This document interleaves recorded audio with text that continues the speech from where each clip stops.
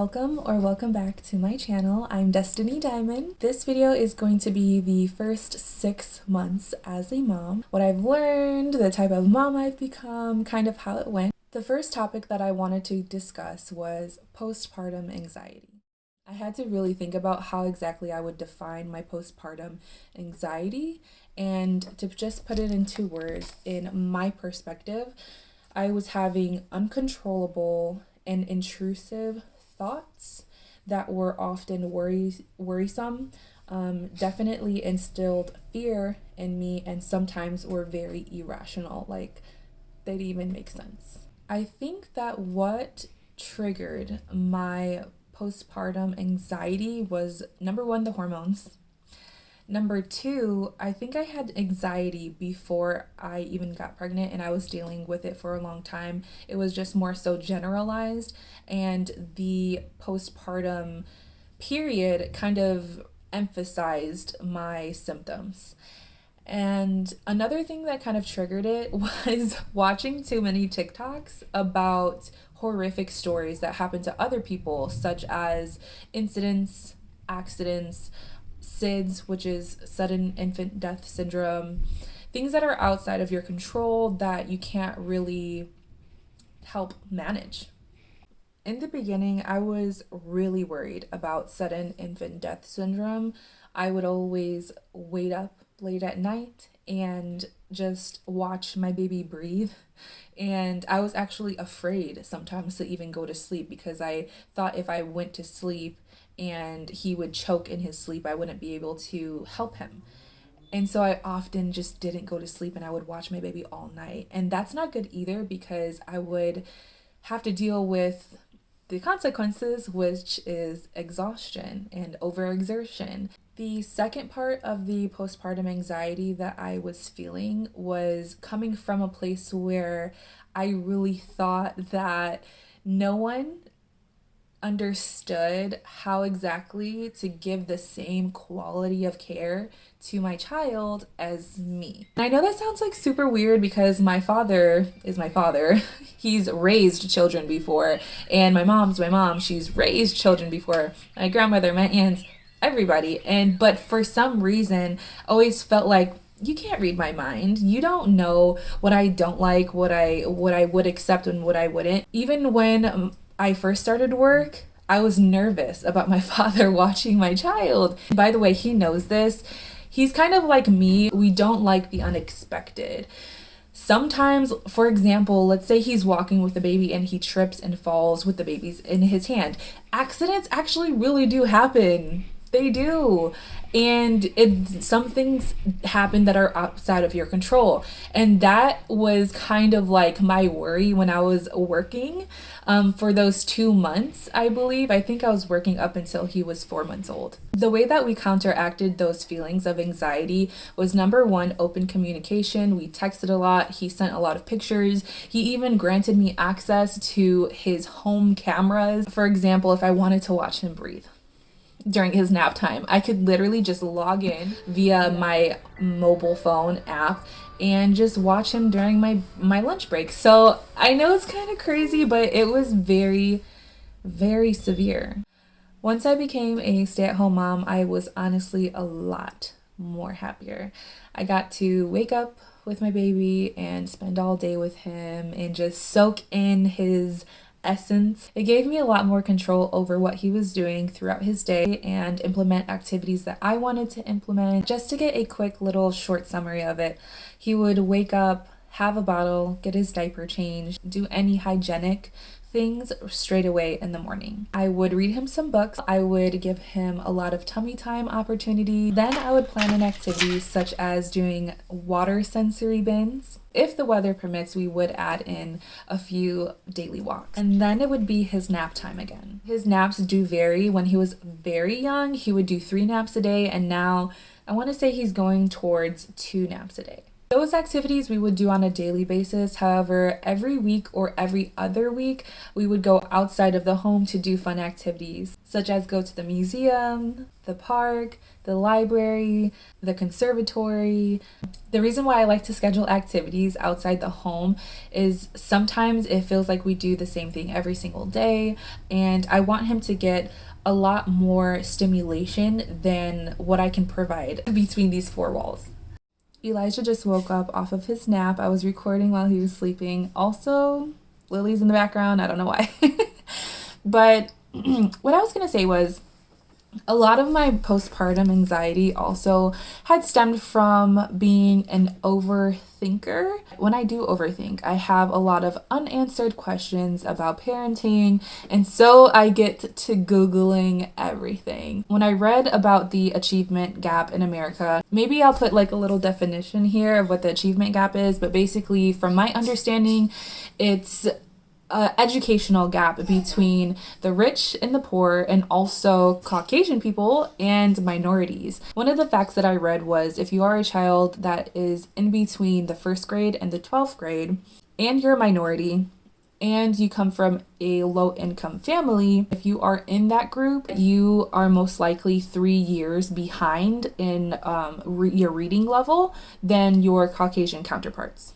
That could have a lot to do with systemic racism in America, which a lot of people for some reason don't believe, but I do believe that systemic racism is prevalent today. If you live in a higher income neighborhood and pay higher taxes, then the public school that your children go to is going to be more funded. If the public school that your child go to is more funded and has a lot of more resources, then your child is going to do better. They have more books, they have more technical equipment, they have more teachers available. They might add an extra teacher to the classroom so it can be more one-on-one care. And in the end, it kind of had me afraid as a mom because I didn't plan to have Elijah. Elijah was a happy accident. A lot of these realizations made me have a broader understanding of how the world works. Made me wish that I had planned to have a baby. There's just a lot of things that are going to affect him that I didn't think about before. I think that overall, one of my goals as a parent is to be able to have enough resources and stability in order to foster my child's passions and interests and talents. That's my number one priority. So if he's ever into, let's say, art, I would be able to buy him colored pencils and oil pastels as well as canvases, and I would be able to afford those things so that he can dive more deeper into what he wanted to do with it, as well as get him into playing an instrument, or if he wanted to learn another language, be able to get a tutor for him, or if he wanted to be a part of a sports team, I would be able to have access to a community center in a good, safe neighborhood. So I think that's why I always go to museums and libraries, conservatories, just to get him stimulated and not fall behind just because we might not be in the best or most suitable position in life. I was actually looking into the best schools in Chicago. That's where I live, if you don't know. The best elementary, middle, and high schools in Chicago. I cannot tell you guys how expensive the top private school in Chicago is. Elementary, kindergarten is $30,000 a year at Chicago Day School. And when I wrap my head around this, I don't have an extra $30,000 a year to spend on my baby's education. I don't know anybody who does. It seems very unattainable, although I did see that from the 3rd grade and onward, they do have scholarships available for extra special students that are talented and that would add value to their school. And again, that causes me to do things that build his resume and make him stand out from the other kids. It just makes me like overthink. So this topic is leading me into the next topic, which is one of the extracurricular activities that he does right now, and that is baby modeling. I can't even take credit for this, to be honest, because this idea was actually originally my father's.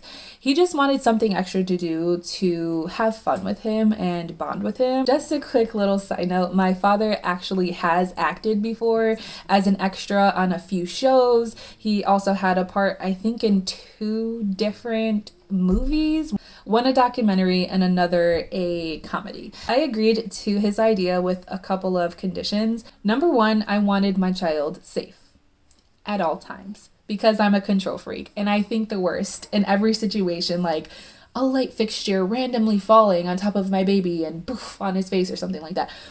I always think of the worst. So just be aware of your surroundings, never let him out of your sight. I don't like the idea of a stranger and my child being in a room alone with each other.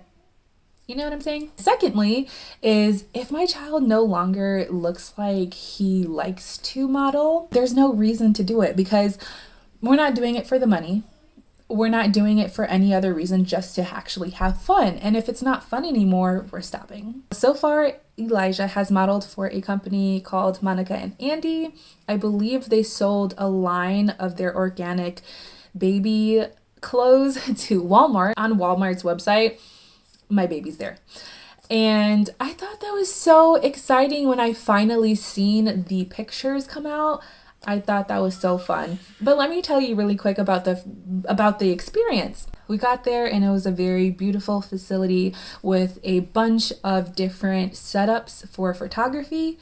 I believe we're stationed in the basement area where they took pictures of Elijah as well as other children. There were studio lights down there and a huge setup with a tarp and a whole bunch of technology equipment on the side. I got Elijah changed into different outfits. One thing that I enjoyed about that day is actually meeting other moms who wanted to get their child into baby modeling.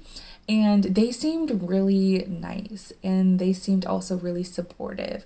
And that was kind of crazy to me, to be in the same room as someone who also just had given birth not too long ago. And we kind of just sat around and shared our stories, and it was a positive environment and I felt really relaxed and I was having fun. I know that Elijah was having fun as well because he was all smiles, as well as my father. I enjoyed watching Elijah take pictures. It kind of made me feel like a proud mom. I don't even know how to explain the feeling, but overall, it was a positive experience. He also got an offer to shoot for a company called Medela. I'm sure that a lot of moms know what Medela is. It is the very famous breast pump. So I knew this campaign was going to be huge and have a lot of exposure, and I was really excited about it. However, they're actually looking for a girl, like a baby girl and not a baby boy. And so they were saying like, well, can we put him in a bow? Can we put him in a feminine outfit? I'm very gender fluid. I don't care if my son is wearing pink or flowers. However, my significant other kind of talked me out of it because he was saying that you never know when he's 15 years old if someone found these baby pictures of him in a girly tutu or a dress and like they make fun of him, or because kids can be cruel and kids can be little bullies. So I just wanted to think about the morality of it. Like, should we accept money for something that could possibly make him feel embarrassed in the future? We did end up turning that opportunity down because my boyfriend convinced me that it could compromise his dignity when he grows up. His next campaign, though, however, is going to be April 24th, I believe, and it's going to be with Kohl's. So he's not done modeling just yet. We did sign a contract, I think, for a year or two with a talent agency, and they actually find all of the jobs for him. We don't do anything. They do the emailing, they do the calling, they get into contact with people who are doing photo shoots and campaigns for these companies.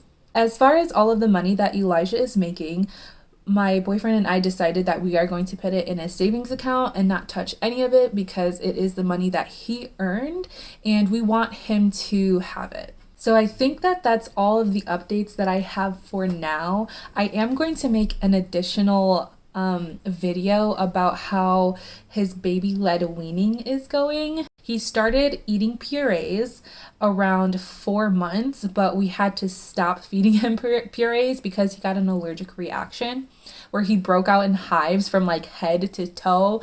And within 2-3 hours, we had to send him to the hospital because we were so afraid of, him stopping breathing. And turns out he's allergic to peaches, and because he also had a lot of reflux issues, it was making his reflux even worse to continue feeding him purees before 6 months.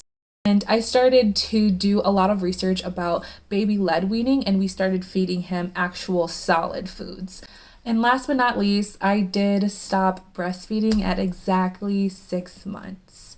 Studies show that if you breastfeed your child, it doesn't matter what amount, the risk of sudden infant death syndrome actually lowers. So that's why I wanted to do it at least for 6 months. But ever since I started feeding him actual salads, he's been less interested in breastfeeding. But he's getting bigger and his needs are definitely changing. And so I don't mind stopping. I really do feel like it's time. I'm just going to leave you guys with a few random clips that I took throughout these 6 months. I hope you really enjoy. Thank you for tuning in so much. I really appreciate it. And I hope you guys have a great day. Goodbye.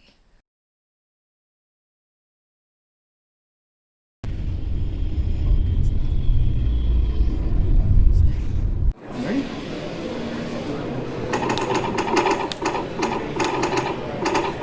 Right now, my son is at that phase where he doesn't want to lay down on his back because he thinks it's really boring. So I have him propped up on the boppy pillow, and I think that he enjoys it more and plays with his toys a lot more. His head take up most of the camera. How dare you?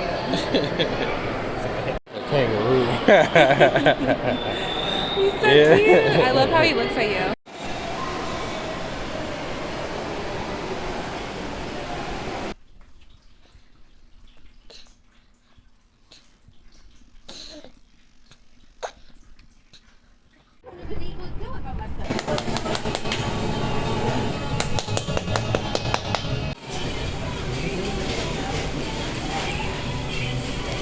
He was smiling at me, just so you know. He's like,